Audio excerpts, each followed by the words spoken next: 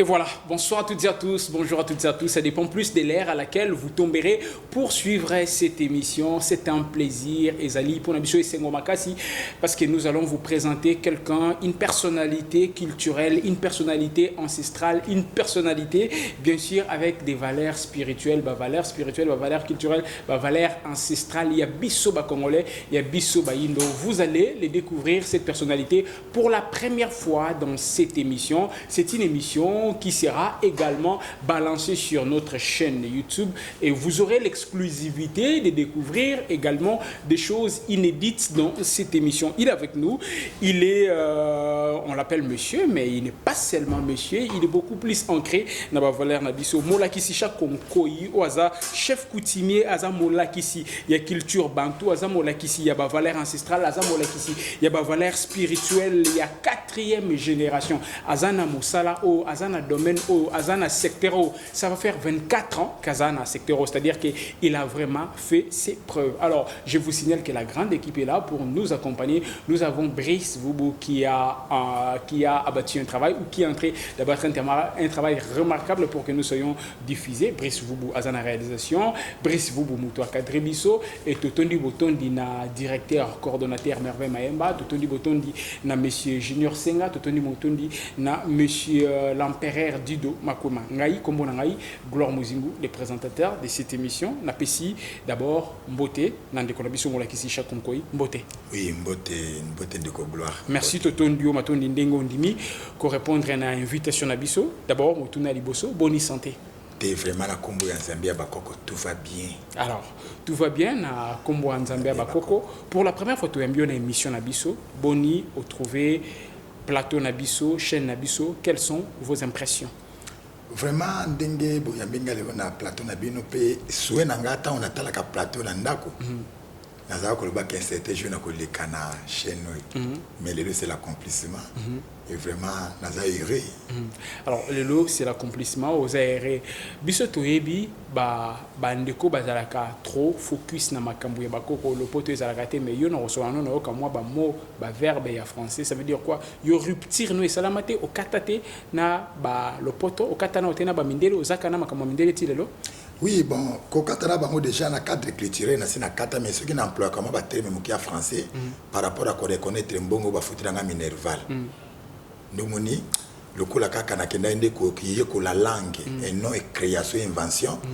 Bon, na moni ke moi mbongo papa nanga futa minerval qui est dans les villes teti kana emploie kata ba terme français mais ils ont une importance mon côté parce que mon toi bungisi langue maternelle c'est quelqu'un qui a perdre presque nyons. Justement, la présentation nanga peut-être eza partielle ezandambu. Si vous en avez biloko singeli bakisa. La présentation nanga fo bakisali na lobi oza jamu lakisi.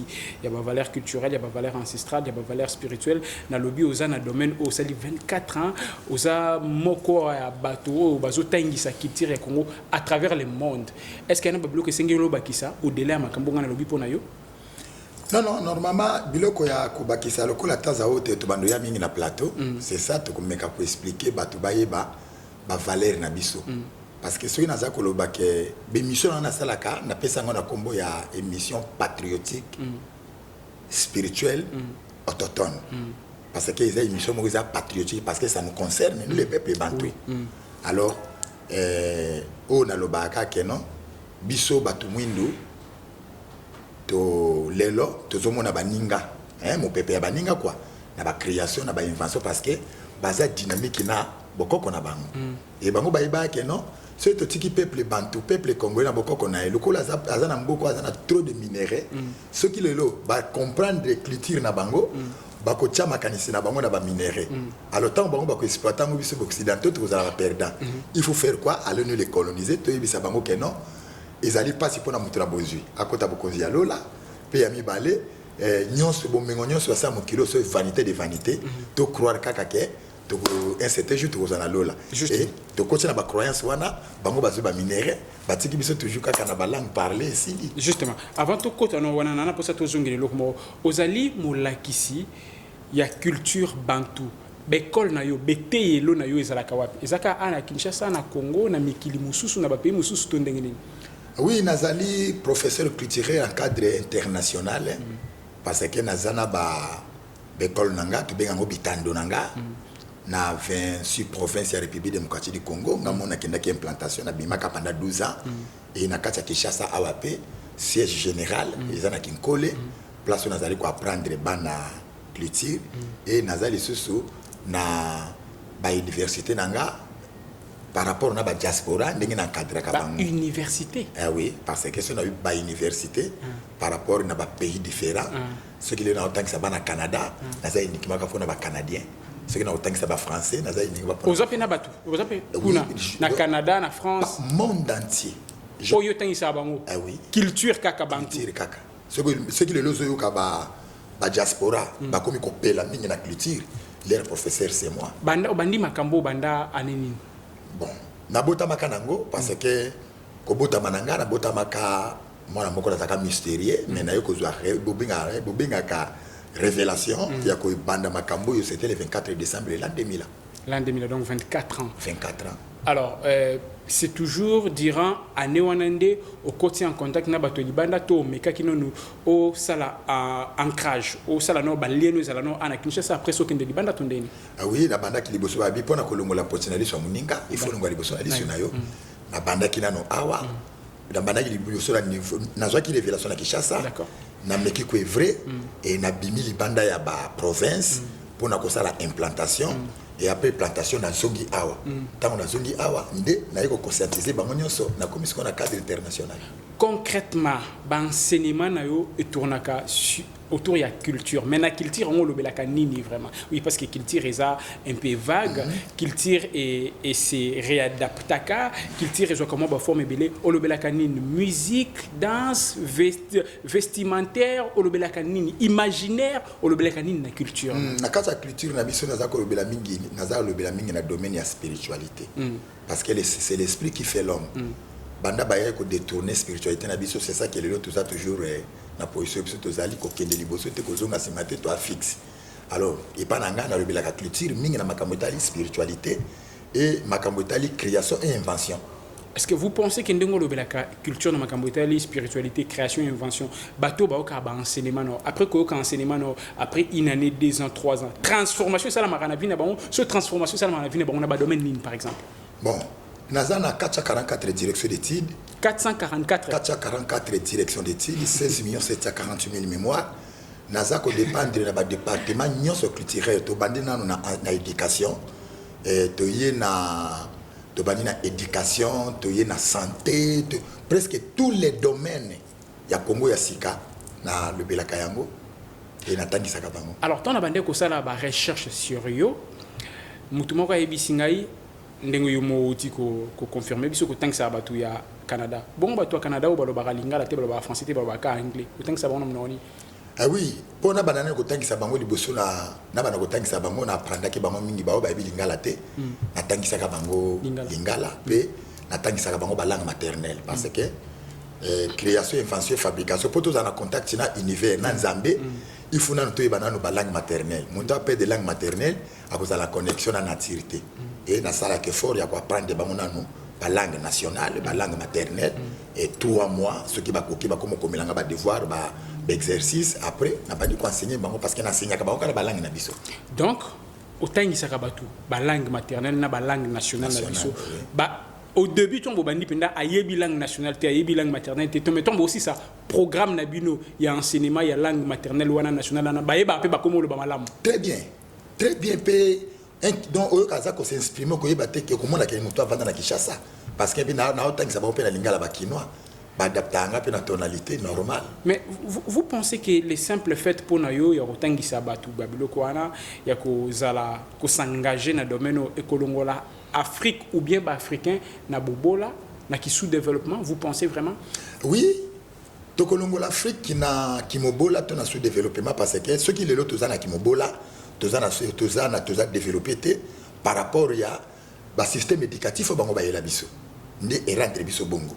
Mais tant que tu as un biso, bakoko peta on bazaki na bango avant mondela ya bakutaka bango déjà bazana ba invention na fabrication na bango pe bazana développement culturel na bango. Mais problème est vraiment il y a un système éducatif té mola ki si chaque konkoi parce que ce problème est un système éducatif comment ezana bato ba bénéficier système éducatif wana ba mususu bazo pesa ba résultat malamu ba mususu bazo yibate ba mususu bazo bomate ba mususu bazana corruption te ba na détournement te mais ba bénéficier na même système éducatif et ce problème est un système éducatif ou bien problème ezali ya bisomoko toza incapable ya kozala ba bon monsieur peut-être bon toza incapable te toza qui capable c'est les occidentaux des bato ba commission sont incapables par rapport na o bango ba elibiso eza artificiel n'est pas la biso c'est ça moi tout s'adapter tout développer nango ça te pour tout s'adapter tout se développer nango il faut tout en dire à biso moko comme ya gloire yé moko ndé muta komi bimisa Hollande c'est ça na ce que kozongi sa bato non système le biso toza le loboyi parce que ba yeko pesa ba do ba yeko apprendre biso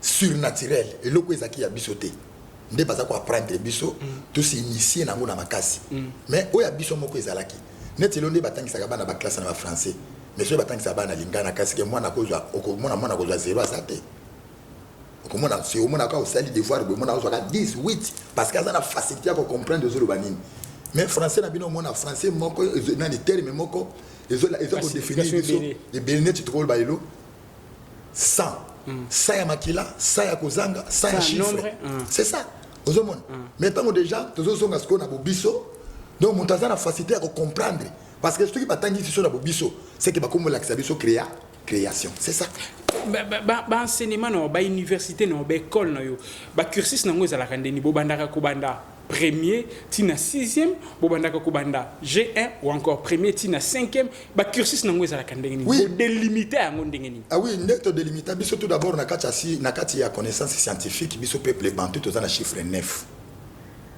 dans le chiffre 9, les chrétiens basent dans le chiffre 6, les musulmans basent dans le chiffre 5, le bouddhisme basent dans le chiffre 7. Alors, ngai na bandakana na zo banana niveau maternel. Même si vous avez 40 ans, 50 ans, 60 ans, ce que vous avez pas na ko banana niveau maternel. Niveau maternel, c'est que na bani ko apprendre la langue maternelle. Ko so qui s'appelle non propre na yo. Ou ko connecter yo ko la langue maternelle. Ce que l'homme étape wana. Je m'excuse. Non propre na yo, c'est-à-dire non poste non na yo to ozuba kombwana au changeango. Non, on a quoi changer parce que ça va non naturel. D'accord. Oyo mutabota minango soko changeango bien artificiel. D'accord. Donc ozongi saneti lelo parce que netezol ba gloire. C'est pas ton nom. Non, c'est mon nom. Non. Non, mais sur le plan juridique, sur le plan juridique, c'est que nga ba reconnaître ngai na ba élément oyo et ça la différence na ngai na batu musus. Donc gloire, ça c'est prénom. Non, justement. Ce n'est pas un nom. Yo muto bandi na on a biso que c'est mon prénom, c'est mon nom. Mais mon nom c'est Muzingu Maton de gloire. Donc gloire fait partie il y a identité na ngai. Non.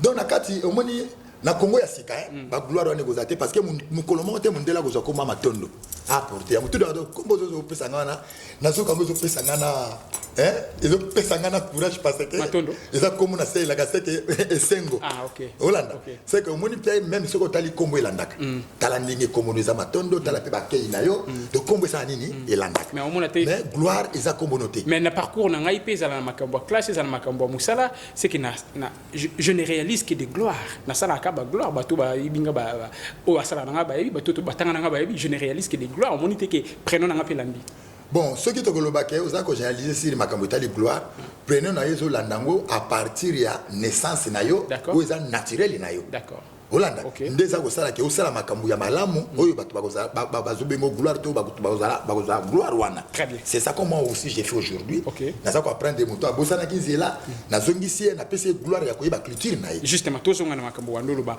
muto azala na 40 ans na 50 ans na 60 ans au bandake na ba matière maternelle na ba enseignement maternel oyo bandi non peut-être ko connecter na kombo na ye ko lakisi langue maternelle ou bien langue nationale après suite za kanini après ceux qui na prendre bongo à Saïbi, na côté sikoyo na première leçon apparition de l'homme noir sur la planète Terre. Et ça va bon penda. Ah oui, ndeni ni mutu mwindu apparaîtra parce que moi même ya Bible na bango, ba betela biso isoli Adam na nani? Na Eve. C'est qu'avant na ko banda likambo na kati afo simba nyoka na mutu, il faut eba na l'opéra, il faut eba mutu na ye. Alors le peuple bantu ba se ba devia koyeba naissance na ye ndenge ni apparaîtra ndena bandaka suki na sena la kisu na makambwana première leçon na bandaka l'apparition de l'homme noir sur la planète Terre. Ndeni mutu mwindu a se retrouver la planète Terre koko ya mutu mwindu aliboso nani. Moi si comment les akinani mobali comment les akinani ba utaki ndeni ni pour le loba ko définir biso que l'Afrique est le berceau de l'humanité. et ceux qui n'assistent kuna natangisi bango apena ko tangisa bango ce que l'écriture nati Congo ils ont inventé depuis 1400. Je m'excuse, ozo continue non rozongi so pour continuer. Babilo kono so tangisa bango wana apparition de l'homme noir sur la terre tout yo ziongo wapi. Est-ce que ozakana ba référence otinda bango makambo na oloba bokoyi ko tanga ngo place boye makambo na oloba bokotu na mutu boye makambo na oloba boko kolanda documentaire boye makambo na oloba boko landa sage boye alobela ba référence ni no pesa bango. Ah oui, matondo pour na ba référence ya makambo wana na tinda ka bango na internet était na bibliothèque mote parce que ba bibliothèque na internet tout où ils a codé. Mais nga na génie de l'univers. C'est ça ce qui na se connecter na univers na bandi so ko lakisa bango makambo tali nature. Alors, connaissance secret sacré des ancêtres bamubanga en univers balinga ki mondela zo yango te poso mondela zui a ko renverser histoire. Ndinga renverser histoire ya Congo aketiango na Iran. Soit disant paradis à Kuna, mais le paradis entouré na fleuve Saint Majesté, c'est notre fleuve. Alors nous monique ceux qui référence à Makambouana, ngana se connecta kana nature, na univers pour na pesa bango Makambouana. Et na la kisabango et conscience na bango, na bomoto na bango. Ils ont dit non, c'est ça bomoto na biso yango. On se connecta na nature na univers en quoi faisant? Au salara nini. En fait, au salara nini. Qu'est-ce qui définit que oh pendant la minute on a se connecté dans la nature? La minute déjà né dans un déjà boui mutu nanga déjà connecté. La minute parce que moi nako bandana même 4 5 heures du temps nako zo ngata na référence bibliathèque na référence moko ya livre té pona loba. Mais ndengo solo boui so sali ke ndengo tangisa bango ba opposer yo ba mettre en opposition makambo ba présenter je vais dire notion mususu enseignement mususu o et contredire makambo solo ba mais qui paraît vrai au salade. Non, ce qui bango ba kosala ke ba contredire il faut pas pesa nga ba argument. Oui, c'est ce que j'ai dit. Bah présenter un argument solide ou et contredire yo mais yo na connexion na univers na nature au monde ngote. En tout cas, bazan ata na argument moko ba se oyo ba kosala nga contradiction te parce que nature va contredire kangote. D'accord. Nature etikala ka nature. Le quoi naza ko lobela mingi sur nature ya l'homme noir contradiction exacte. Justement, ndetso lobela nature ya l'homme noir. Nous vous posons maintenant la question. En passant, c'est vrai qu'ils ont un cas qui a un enseignement l'homme noir aya na planète Terre na année. Ouf, ce qui n'a pas sur année, n'a pas sur balamon qu'on a quatre calendrier romain. Mais nous ne sommes pas des Romains. Nous ne sommes pas des Romains, nous sommes les peuples bantous. Chaque peuple est basé na culture na bango, écriture na bango na calendrier na bango. Calendrier na monsieur Zali. Oui, nous savons aussi que calendrier na monsieur Zali différent na calendrier gréco-romain. Donc loin de là, nous avons calendrier na monsieur Zali 13 mois. Moi nabinani c'est calendrier nabiso ils en a 13 mois moi nabiso azakana 27 jours 27 on les a répartis divisé par 3 tous azakana 9 jours de la neuvaine ndebo benga kan 6 jours 7 jours de la semaine et pas nabiso azakana 9 jours. Alors mais ce que tu calculer quand même pour te déduire nombre d'années ou encore années au mutumundu ya pour nous c'est dire que na epa na biso na calendrier na biso ce qui to meki to calculer et puis ça peut être mutumundu aya na 1300 na 1200. Non mutumundu aya na 1300 tena ko kaité parce que mutumundu ndé azali premier être oyo apparaîtra qui yende mutu ko fabriquer mundele abima wapi apparaîtra wapi mutumundu apparaîtra précisément na pays de Grand Lac babengi lac Tanganyika donc awa na Congo Mutumundu. Batumundu bazaka presque partout na mokili na ba o bazana Asie na o bazana Asie na comment on appelle ça Haïti tout batumundu na mutali bosso na bango prototype na bango abima na Grand Lac. Na Grand Lac là où s'élève le soleil c'est Congo de mutu sali mokili mobimba. Mais alors quand vous dites apparaîtra ça veut dire abandé ko exister quelque part. Eh oui. Abandé ko exister ceux qui te dit abandé ko exister quelque part. Il était qui? C'était Dieu. Ndé après avoir créé il faut que apparaître na ko garder biloko nangana ke ko tie loko na place na yango nda yaki ko apparaître moi c'est ali na sanza parce que première mutu apparaître na biso l'homme noir ezalaki moi si muntu aya na sanza ndé mobala ye na moi 9 mois après ndé mobala yo kita na moi ndé moni biso batu tozana lokolo ya mama yo kana kutana mama na kope na beti mama na libako to banaka na gauche et non droite c'est ça. Alors, on évolue. Après que la Kisabatu, que tu as en contact na kombo na bango, ko banda bango na ba première notion, ya koye ba langue tout, que la Kisabango mutu mundu apparaîtra na planète Terre boy évoluer au kenda kana nini. Bon, ce qui n'apprendre bango mutu mundu ndenge na wuchi ko lebisa yo awa évolution na évoluaka par rapport na horaire ya bakuru nga na pesa ka bango. Ce qui te longwe na bakuru ya koyebi bandela mokili na meni bango siko mbango na écriture bantu oto bengi nati Congo. Alors je m'excuse tozongira wana. Est-ce que enseignement non eza na limite ou bien enseignement non eza illimité ndeti na bétide scientifique biso ne que oui ndenge ba organisango otangi maternelle otangi primaire otangi secondaire humanité gradia licence doctorat ou de manière conventionnelle eza bongo mais koyekola esi la kate est-ce que pas non peut koyekola esi la kate ce koyekola esi la kate donc yo na connaissance illimitée ya makambo wana. Oui, connaissance c'est koyekola esi la kate. Tout d'abord avec 444 directions d'études aussi la micronime 16 748 000 mémoires. Et ça, ils ont mémoire. Mais quand mon toka avani mutaza ko apporter mon bibliothèque. 16 millions de euros besoin na katina. Quand ndengo muntu ala vani na yo avani na pesa kimbango en question lui-même. Ba mais ils ont mémoire batunde au chongo na katina yo yango pesi 16 millions bon. Non mais bon mémoire uti na katina ngo ngaza ko se connecter to ko partager ngo pa ya bato. Et ça 16 millions. 16 748 748 000 mémoires. Et ça ko fonctionner na vitesse il y a 1 minute 17 secondes pour mon toi capturer yango puis à pratiquer yango.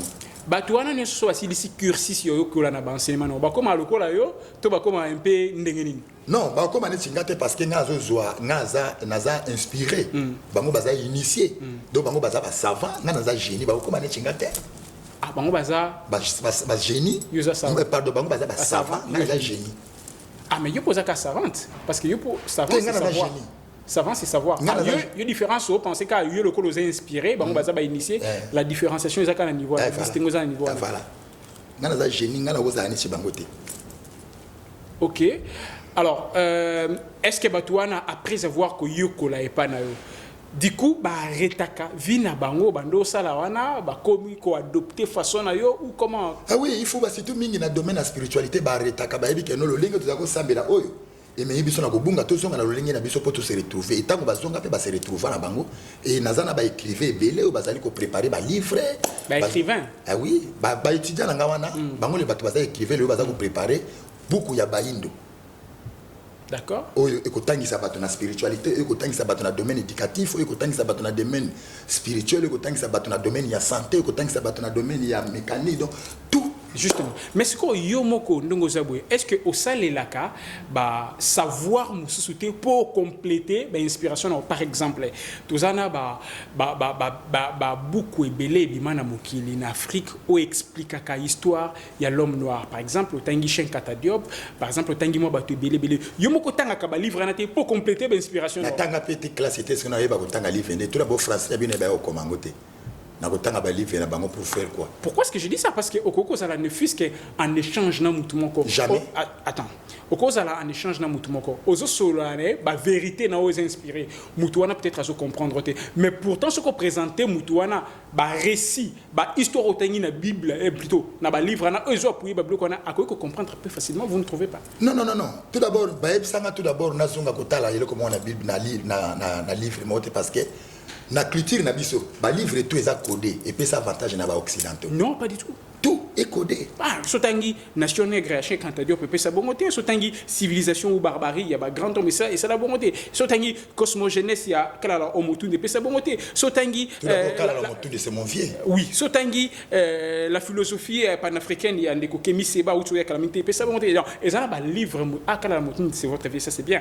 Et ça ba livre mususu et peut ça kaka crédité pas bato di banda ya na ba livre mususu et peut ça penda confiance et magnifier peu culture na biso ba histoire na biso. En tout cas pour na kotala bien na kati ya mozindo na ba livre oyo lobake ba livre oyo lelo biso ba indo par rapport ndenge le to évoluer na ba moyen occident na ba recherche mutra muta comment comprendre na asali livre mo boy par rapport na oya saini oya moni c'est ça là je peux apprécier mais à part wana oyo ke ba occidentaux ba si ba koma ba tia pona biso e fa na ngeza on justement alors ba étudier na ba ko koma na munoko nini ba koma na lingala na swahili ba ko traduire na français na anglais na latin parce que na ti kongo ezo koma ba langue nyonso. Ah très bien.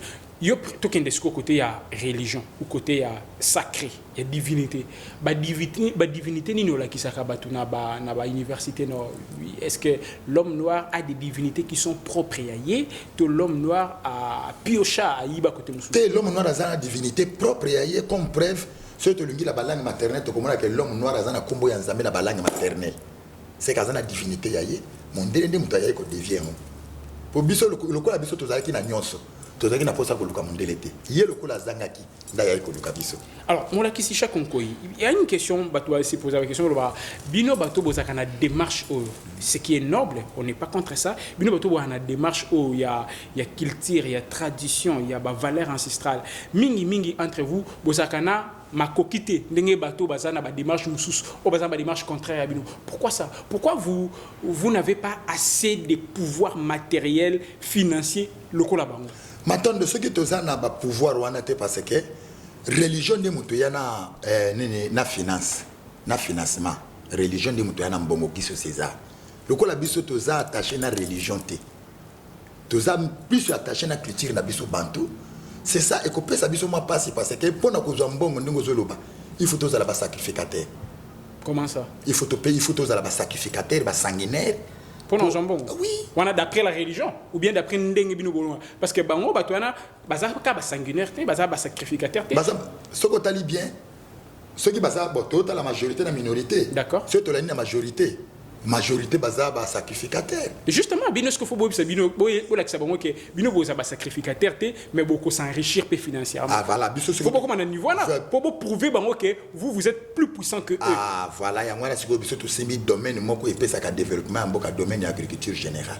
À partir de l'agriculture générale wanande biso to ko déjà implice ya ko za ba moyen. Donc jusque là même domaine bino agriculture générale nan nous besoin implice pour le bi beaucoup soit implice. Bon, je vous pose la question bango bazo créer ba société, ba entreprise na bango mona ba milliers ba to bazo travailler. Mais bino rare de trouver par exemple quelqu'un qui est ancré dans des valeurs, je dis rare, de trouver quelqu'un qui est ancré dans des valeurs culturelles, azana entreprise en batu basalaka et réduire le chômage. Rare. Babilo kwana en fait devant les gens ça décourage les gens ya kondime la bino. Non, et ko décourager na no batute parce que les lopo ba mindele ba ya komande ngwana babanda ki liboso na C. Babandi liboso na kotangisa biso potango bango bayaka na lolengi na bango ba même biso na système ya religion kende l'église bilongwa l'église kende l'école ti tant ba mo pas comprendre que non première promotion ba to ba prendre déjà moi iloko moko boye nde babandi sikoyo ko s'investir na ba compagnie na ba société ngozolo avec nous aussi to ko koma wana. Mais la minute sur le peuple noir a ça trop perdant la culture na spiritualité na divinité na moyen to koma wana parce que pour to koma na il faut biso moto ko dans le domaine ya invention. Nde tant to bandi ko inventer ba biloko parce que biloko nyonso esalama na ba matière na biso tant to yebi yango to bandi ko inventer wana to komi na domaine wana pe bango moko nde bato bakoya.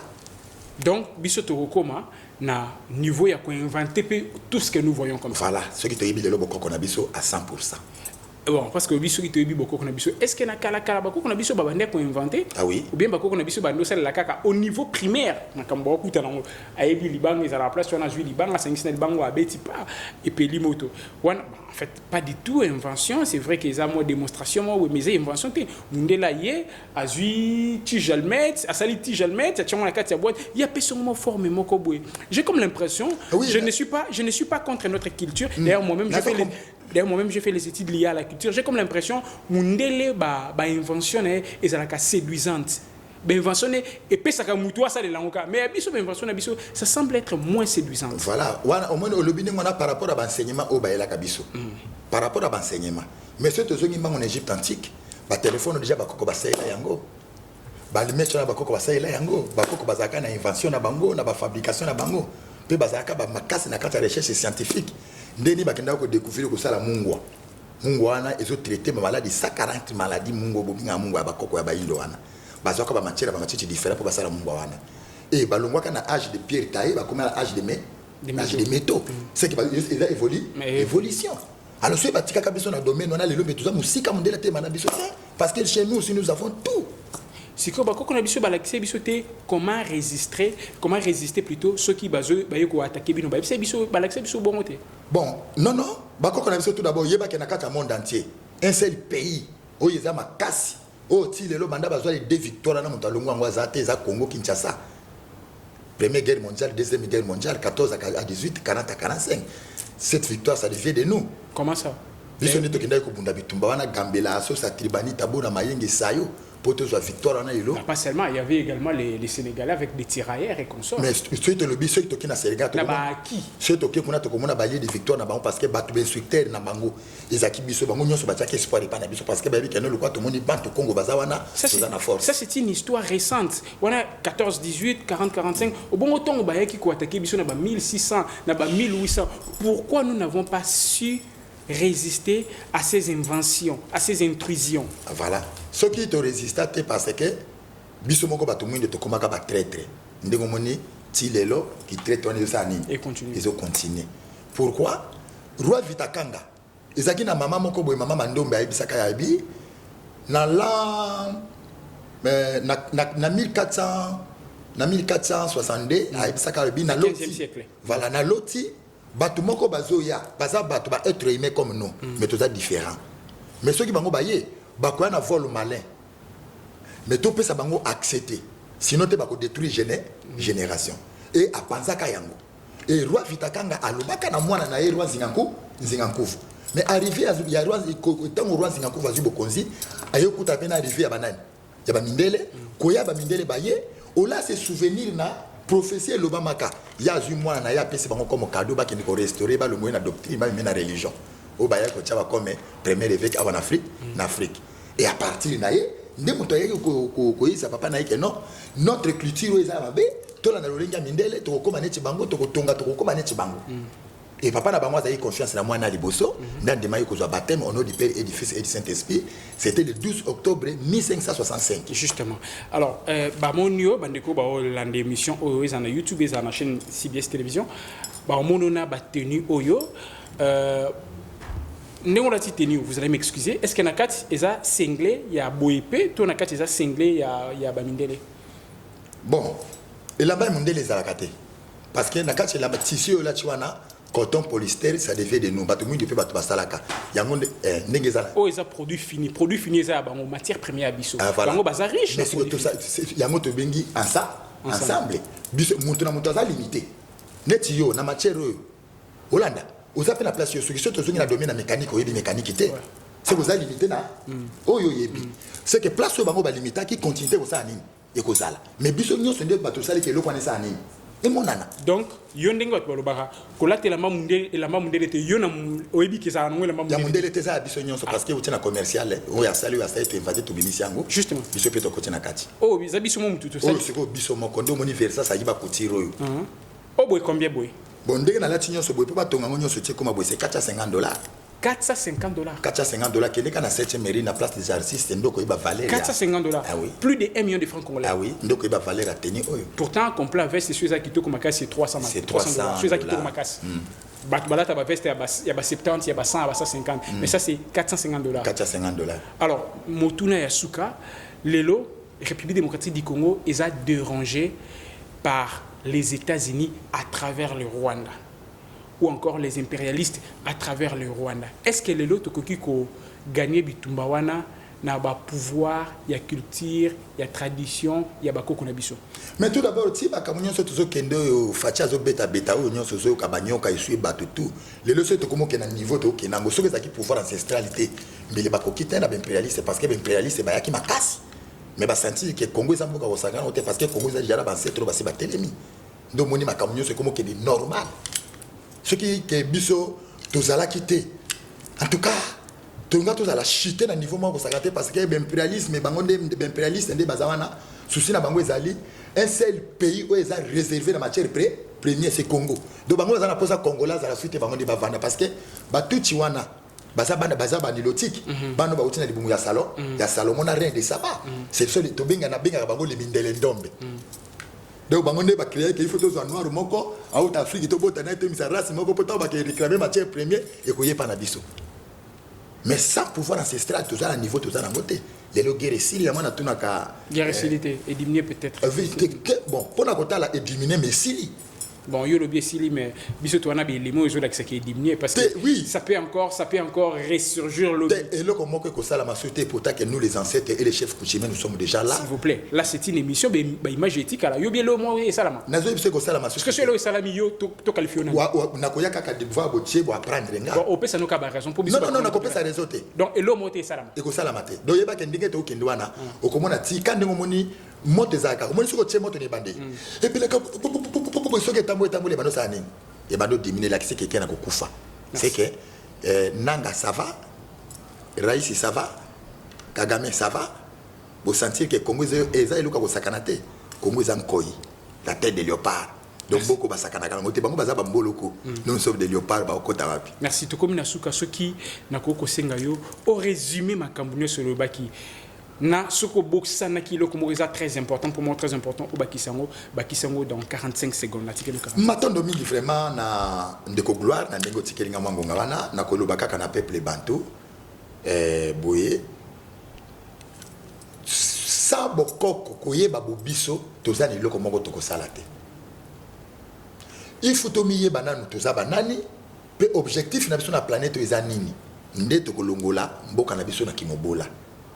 Donc, kotala, le lenge bayai ko initier biso, to pesa avantage na bango. Mais tozonga na boko na biso, potoyeba ko battre la pe ko sécuriser mboka na biso, na ba critère na ba caractère nyonso oyo batu bazalaka na yango. Et na ko senga lisusu na ba peuple africain partout monde entier bokolanda biso, oyo azana posa aya ko yeko na université Nati Congo. Vraiment aza soyez les bienvenus place naza kotangisa bato culture na bango parce que tokobima na culture na biso et naza déjà na alphabet na Congo za na 23 lettres naza ba chiffre mathématique naza na calendrier bantu où ça constitué na 13 mois et ça na 9 jours de la neuvaine donc na kati ba jour ya na kati ba jour calendrier wana et ça na ba journée sacrée za na kati OK contact na weza nini so sengeli ko benga yo bon ceux qui bangi ba benganga vraiment bazwa ba benganga na 081 0 42 90 66 encore nakubandela 081 0 42 90 66 il y a orange 084 029 91 03 084 029 91 03 vraiment moto nyonso akozala intéressé na émission on a dit que émission il frappe ka bozaka intéressé bobanga na bino te so bozo mona bilele ko lakisa ke moto minda taki mayele asasala ki tisi ava mundela ya pota mundela ye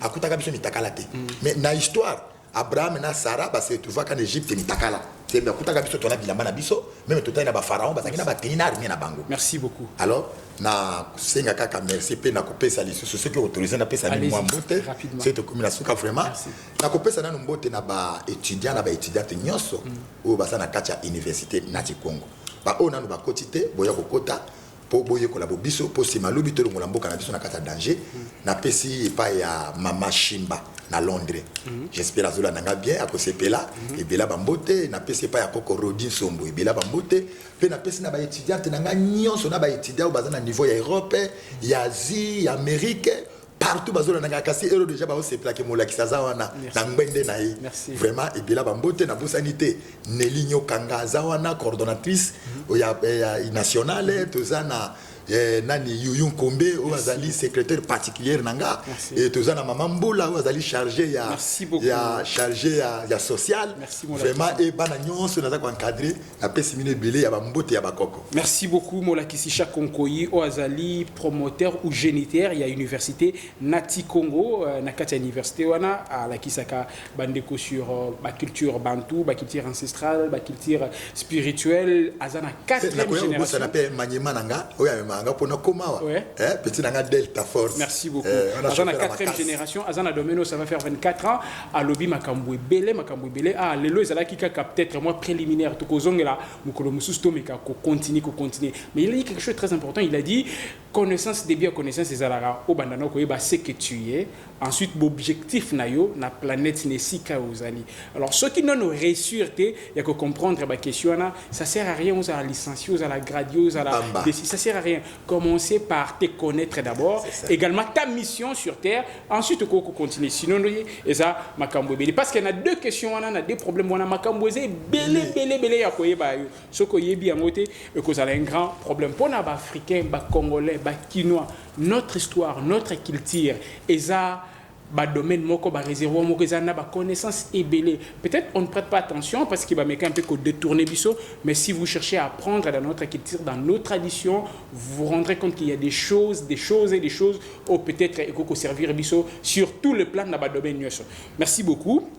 Ndeko Chakonkoi, merci na bandeko balandi biso. Ceux qui ont tombé dans l'émission, na YouTube, na chaîne CBS Télévision, beau partageons parce que nous pensons que les choses qui ont été dites dans cette émission et que c'est important pour la vie. Merci beaucoup na Brice Vubu réalisateur, merci beaucoup na chef Nyoso, notamment les coordonnateurs Merveille Mayemba.